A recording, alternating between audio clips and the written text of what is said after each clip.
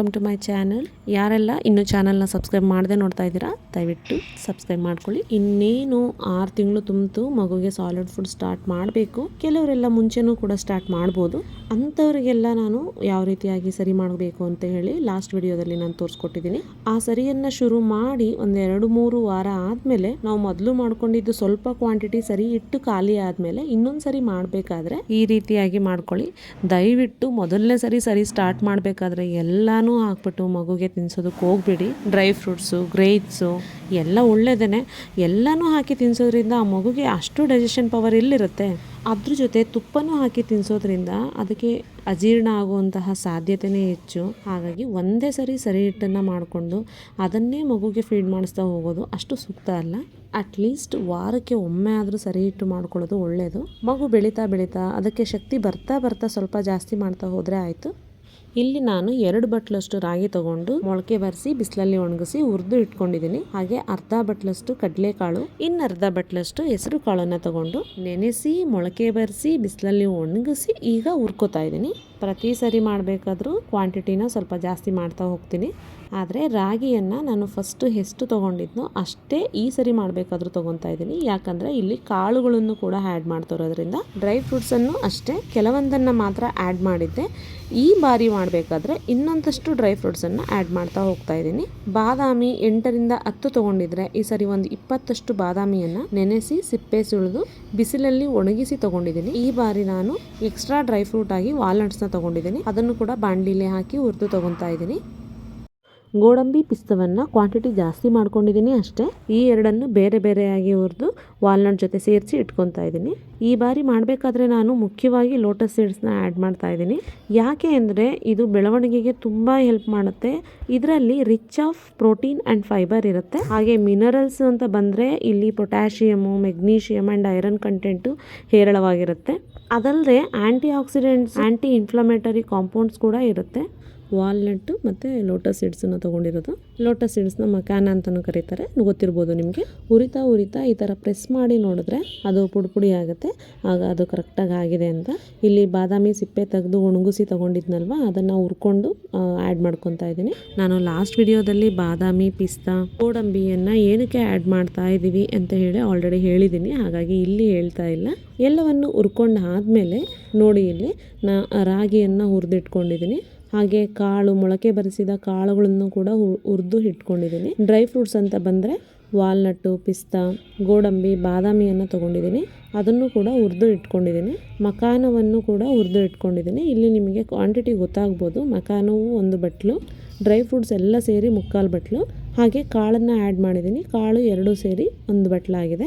2 ಬಟ್ಲು ರಾಗಿಗೆ ಇಷ್ಟು ಪ್ರಮಾಣದಲ್ಲಿ ನಾನು ತೊಗೊಂಡಿದ್ದೀನಿ. ಖರ್ಜೂರವ ಕೂಡ ನೀವು ಬೇಕಿದ್ರೆ ಆ್ಯಡ್ ಮಾಡ್ಕೋಬೋದು. ಆದರೆ ಸರಿಯಾಗಿ ಒಣಗಿಸಿಲ್ಲ ಅದನ್ನು ಅಂತ ಹೇಳಿದ್ರೆ ನೀವು ಸೋಸ್ಕೋಬೇಕಾದ್ರೆ ಅದು ಸಪ್ರೇಟಾಗಿ ಹೊರಟೋಗ್ಬಿಡುತ್ತೆ, ವೇಸ್ಟ್ ಆಗುತ್ತೆ. ಹಾಗಾಗಿ ನಾನು ಖರ್ಜೂರ ಡೇಟ್ಸ್ ಪೌಡರ್ನ ಹೇಗೆ ಮಾಡೋದು ಅಂತ ಕೂಡ ನಾನು ಒಂದು ಶಾರ್ಟ್ ವಿಡಿಯೋದಲ್ಲಿ ತೋರಿಸಿರ್ತೀನಿ. ಆ ರೀತಿಯಾಗಿ ಪುಡಿ ಮಾಡಿ ಇಟ್ಕೊಂಡ್ರೆ ನಾವು ಬೇಕಿದ್ರೆ ಹಾಕೋಬೋದು. ಖರ್ಜೂರನ ಸಪ್ರೇಟಾಗಿ ಮಾಡ್ಕೊಳ್ಳೋದ್ರಿಂದ 2 ರೀತಿಯಾದಂತಹ ಸರಿಯನ್ನು ಕೂಡ ತಿನ್ನಿಸ್ಬೋದು. ಒಂದು ಸರಿ ಹಾಗೆ ತಿನ್ನಿಸಿದ್ರೆ ಇನ್ನೊಂದು ಸರಿ ಖರ್ಜೂರದ ಪೌಡರ್ನ ಆ್ಯಡ್ ಮಾಡೋದ್ರಿಂದ ಸ್ವೀಟ್ ಆಗಿರುತ್ತೆ. ಹಾಗಾಗಿ 2 ಟೇಸ್ಟ್ ಸರಿಯನ್ನು ಮಾಡ್ಕೋಬೋದು ನಾವು ಆಲ್ಟರ್ನೇಟಿವ್ ಆಗಿ. ಈಗ ಎಲ್ಲನೂ ಮಿಕ್ಸ್ ಮಾಡಿ ಪೌಡ್ರ್ ಮಾಡ್ಕೊತಾ ಇದ್ದೀನಿ. ಸ್ವಲ್ಪ ಕ್ವಾಂಟಿಟಿ ಮಾಡ್ಕೊಳ್ಳೋದ್ರಿಂದ ಮನೆಯಲ್ಲೇ ಮಿಕ್ಸಿನಲ್ಲಿ ಹಾಕ್ಕೊಂಡು ಮಾಡ್ಕೋಬೋದು. ಫೈನ್ ಪೌಡರ್ ಆಗಿರಬೇಕು, ಸ್ವಲ್ಪನೂ ತರಕಾರಿ ಅನ್ನಿಸ್ಬಾರ್ದು. ಈಗ ನಿಮಗೆ ಕಾಣಿಸ್ತಿದೆ ಅಲ್ವಾ, ಇಷ್ಟು ನುಣ್ಣಗೆ ಪುಡಿ ಮಾಡ್ಕೊಂಡಿರಬೇಕು. ಮಿಕ್ಸಿನಲ್ಲಿ ಎಷ್ಟು ಸಾಧ್ಯನೋ ಅಷ್ಟು ಇದನ್ನು ನಾನು ಮತ್ತೆ ಸೋಸ್ಕೊತಾ ಇದ್ದೀನಿ. ಮಕ್ಕಳು ದೊಡ್ಡವರು ಆಗ್ತಾ ಈ ರೀತಿ ಬಟ್ಟೆ ಹಾಕಿ ಸೋಸ್ಕೊಳ್ಳೋ ಅವಶ್ಯಕತೆ ಇರೋದಿಲ್ಲ. ತುಂಬ ಸಣ್ಣ ಮಕ್ಕಳಾದರೆ ಅಂದರೆ 6 ತಿಂಗಳು 7 ತಿಂಗಳು ಮಕ್ಕಳುಗಳಾದರೆ ಈ ರೀತಿ ಸೋಸ್ಕೊಂಡು ಹಾಕೋಬೇಕು. ತೆಳುವಾಗಿರುವಂಥ ಬಟ್ಟೆ ತೊಗೊಂಡು ಈ ಥರ ಬಟ್ಲಿಗೆ ಕಟ್ಕೊಂಡು ಒಂದೊಂದೇ ಸ್ಪೂನ್ ಹಾಕ್ತಾ ಅದನ್ನು ಕೈನಲ್ಲಿ ಸೋಸ್ಕೊಳ್ತಾ ಬರಬೇಕು. ಈ ರೀತಿ ಸೋಸ್ಕೊಳ್ಳೋದ್ರಿಂದ ತರಕಾರಿ ಎಲ್ಲ ಮೇಲ್ಗಡೆ ಉಳಿಯುತ್ತೆ. ನುಣ್ಣಗಿರೋ ಪೌಡರ್ ಮಾತ್ರ ನಮಗೆ ಕೆಳಗಡೆ ಸಿಗುತ್ತೆ. ಇದೆಲ್ಲ ಆಲ್ಮೋಸ್ಟ್ ಎಲ್ರಿಗೂ ಗೊತ್ತಿರುತ್ತೆ ಯಾವ ರೀತಿ ಸೋಸ್ಕೋಬೇಕು ಅನ್ನೋದು. ನಾವು ರಾಗಿಯನ್ನು ಮಿಕ್ಸಿ ಮಾಡ್ಕೊಂಡಾಗ ಜಾರ್ ಲಿಡ್ ಸುತ್ತಮುತ್ತ ಏನಾದರೂ ರಾಗಿ ಸೇರ್ಕೊಂಡಿದ್ರೆ ಇಲ್ಲ ಸ್ವಲ್ಪ ತರಿ ಉಳಿದಿತ್ತು ಅಂದರೆ ಇದೆಲ್ಲ ಬಂದ್ಬಿಡುತ್ತೆ ಈ ರೀತಿ ಮಾಡ್ಕೊಳ್ಳೋದ್ರಿಂದ. ಈಗ ಎಲ್ಲ ಪೌಡ್ರನ್ನು ಮಾಡ್ಕೊಂಡ್ರೆ ನಮಗೆ ಫೈನ್ ಪೌಡ್ರ್ ಸಿಗುತ್ತೆ. ಇದನ್ನು ಒಂದು ಏರ್ ಟೈಟ್ ಬಾಕ್ಸಲ್ಲಿ ಹಾಕಿ ಇಟ್ಕೊಂಡ್ರೆ ಆಯಿತು. ಏನಾದರೂ ಇಷ್ಟು ಇರುವಂತಹ ಏನಾದರೂ ಜರಡಿ ಇತ್ತು ಅಂದರೆ ಜರಡಿ ಮಾಡ್ಕೋಬೋದು. ಇದಕ್ಕಿಂತ ಸ್ವಲ್ಪ ದೊಡ್ಡ ಕಣ್ಣಿದೆ ಅಂದರೆ ಬೇಡ. ಈಗ ಸರಿ ಮಾಡ್ಕೊಳ್ಳೋದು ಹೇಗೆ ನೋಡೋಣ. 1 ಸ್ಪೂನು ಅಥವಾ 1.5 ಸ್ಪೂನಷ್ಟು ಸರಿ ಹಿಟ್ಟನ್ನು ತೊಗೊಂಡ್ರೆ ಈ ಗ್ಲಾಸಲ್ಲಿ 1.5 ಕಪ್ಪಷ್ಟು ನೀರನ್ನು ಹಾಕೋಬೇಕು. ಸಾಲ್ಟ್ ಆಗಲಿ ಸಕ್ಕರೆ ಆಗಲಿ ಬೇಕಾಗಲ್ಲ. ಇಲ್ಲ ಸ್ವಲ್ಪ ಆ್ಯಡ್ ಮಾಡ್ಕೋತೀವಿ ಅನ್ನೋದಾದರೆ ರಾಕ್ ಸಾಲ್ಟ್ನ ಯೂಸ್ ಮಾಡ್ಕೊಳ್ಳಿ. ಅದು ಪಿಂಚ್ ಆಫ್ ರಾಕ್ ಸಾಲ್ಟ್ ಇವಾಗ ನಾನು ತೊಗೊಂಡಲ್ಲ ಅಷ್ಟಿದ್ರೆ ಸಾಕು. 1.5 ಕಪ್ಪಷ್ಟು ನೀರಲ್ಲಿ ಸ್ವಲ್ಪನೇ ಆ್ಯಡ್ ಮಾಡಿಕೊಂಡು ಫಸ್ಟು ಕಲಿಸ್ಕೋಬೇಕು, ಪೇಸ್ಟ್ ಥರ ಮಾಡ್ಕೋಬೇಕು. ಕರೆಕ್ಟಾಗಿ ಗಂಟಿಲ್ಲದೆ ಮಿಕ್ಸ್ ಆಗಿದೆ ಅಂತ ಅಂದಮೇಲೆ ಎಕ್ಸ್ಟ್ರಾ ವಾಟರ್ನ ಆ್ಯಡ್ ಮಾಡ್ಕೋಬೇಕು. ವಾಟರ್ ತುಂಬ ಕೋಲ್ಡ್ ಇರೋದು ಬೇಡ, ಸ್ವಲ್ಪ ವಾರ್ಮ್ ಇರಲಿ. ಈ ವಿಡಿಯೋ ಅಪ್ಲೋಡ್ ಮಾಡೋದು ಸ್ವಲ್ಪ ಡಿಲೇ ಆಗಿದೆ. ನಾನು ಸರಿ ಹಿಟ್ ಮಾಡಿಕೊಂಡು ಅದು ಮುಗಿಯೋ ಹಂತಕ್ಕೆ ಬಂದಿದೆ ಆಲ್ರೆಡಿ. ಇನ್ನೇನು ಒಂದು ಮಗುಗೆ 8 ತಿಂಗಳು ತುಂಬಿ 9 ತಿಂಗಳಿಗೆ ಬೀಳುತ್ತೆ ಅನ್ಬೇಕಾದ್ರೆ ಆದಷ್ಟು ಇನ್ನೊಂದಷ್ಟು ಇಂಗ್ರೀಡಿಯೆಂಟ್ಸ್ನ ಆ್ಯಡ್ ಮಾಡ್ತಾ ಹೋಗಬೇಕು. ಅಕ್ಕಿನೂ ಇದಕ್ಕೆ ಹಾಕೊಂಡು ತಿನ್ಸೋದಕ್ಕಿಂತ ಸಪ್ರೇಟಾಗಿ ಕೂಡ ಮಾಡ್ಕೋಬೋದು. ಅದನ್ನು ಕೂಡ ನಾನು ಮಾಡಿ ತೋರಿಸಿದ್ದೀನಿ ಹೇಗೆ ಮಾಡೋದು ಅಂತ. ಐ ಕಾರ್ಡಲ್ಲಿ ಕೊಟ್ಟಿರ್ತೀನಿ. ಒಂದ್ಸರಿ ಎಲ್ಲ ಮಿಕ್ಸ್ ಆದಮೇಲೆ ಸ್ವಲ್ಪ ನೀರನ್ನು ಉಳಿಸ್ಕೊಳ್ಳಿ. ವಾರ್ಮ್ ವಾಟರ್ನ ಸ್ವಲ್ಪ ಉಳಿಸ್ಕೊಂಡ್ರೆ ಏನಾದರೂ ಗಟ್ಟಿ ಆಯಿತು ಅಂತಂದರೆ ಆ್ಯಡ್ ಮಾಡ್ಕೊಳ್ಳೋದಕ್ಕೆ ಬೇಕಾಗುತ್ತೆ. ಸರಿ ಮಾಡ್ತಾ ಏನಾದರೂ ಗಟ್ಟಿ ಆಯಿತು ಅಂತಂದರೆ ಮೊದಲೇ ನೀರನ್ನು ಬಿಸಿ ಮಾಡಿ ಇಟ್ಕೊಂಡು ಸ್ವಲ್ಪ ಆ್ಯಡ್ ಮಾಡಿಕೊಂಡ್ರೆ ಒಳ್ಳೆಯದು. ತಣ್ಣೀರನ್ನು ಉಪಯೋಗಿಸೋದು ಅಷ್ಟು ಸೂಕ್ತ ಅಲ್ಲ. ಈಗ ನಿಮಗೆ ಕಾಣಿಸ್ತಾ ಇರ್ಬೋದು, ನಾನು ಸ್ಟವ್ ಮೇಲೆ ಸ್ಟಿರ್ ಮಾಡ್ತಾ ಇದ್ದೀನಿ. ಮಾಡ್ತಾ ಅದು ಗಟ್ಟಿ ಆಗ್ತಾ ಹೋಗ್ತಾ ಇದೆ. ಇಷ್ಟು ಗಟ್ಟಿ ಇದ್ರೆ ಸಾಕು, ಇದಕ್ಕಿಂತ ಜಾಸ್ತಿ ಗಟ್ಟಿ ಬೇಡ. ಇದು ಸ್ವಲ್ಪ ತಣ್ಣಗಾದ್ಮೇಲೆ ಇನ್ನೊಂದು ಸ್ವಲ್ಪ ಗಟ್ಟಿ ಆಗುತ್ತೆ. ಮೊದಲೇ ಗಟ್ಟಿ ಮಾಡ್ಕೊಂಡ್ರೆ ಮಕ್ಕಳಿಗೆ ಮೋಷನ್ ಪ್ರಾಬ್ಲಮ್ ಆಗ್ಬೋದು.